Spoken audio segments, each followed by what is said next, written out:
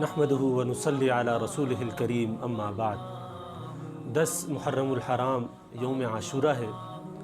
آج اس عظیم غیرت مند جرت مند جبل عزم و استقلال کا یوم شہادت ہے جن کو حسین ابن علی کہا جاتا ہے۔ وہ حسین جو کہ نواسہ رسول، جگر گوشہ بطول، صفت رسول، پاکیزہ گلدستے کے خوبصورت پھول، شبیہ رسول، جمال رسول، نہال رسول، حضور کی آنکھوں کے نور،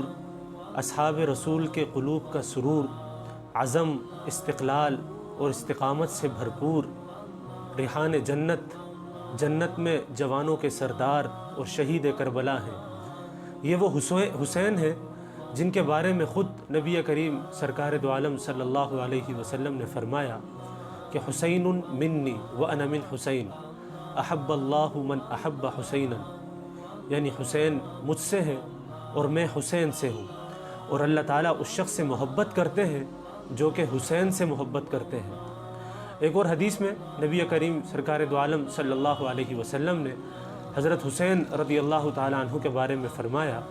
من سرہ ان تنظر الى رجل من اہل الجنہ فلینظر الى الحسین ابن علی،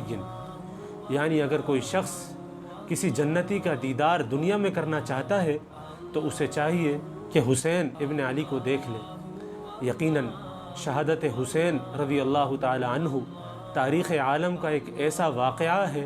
جس میں ایک طرف ظلم و جور، سنگ دلی، بے حیائی، احسان فراموشی اور محسن کشی کے ایسے ہولناک اور حیرت انگیز واقعات ہیں کہ انسان کو ان کا تصور بھی دشوار ہے، جبکہ دوسری طرف آل اطہار رسول اللہ صلی اللہ علیہ وسلم کے چشم و چراغ اور ان کے 70 یا 72 متعلقین کی چھوٹی سی جماعت کا باطل کے مقابلے پر جہاد، ثابت قدمی، قربانی،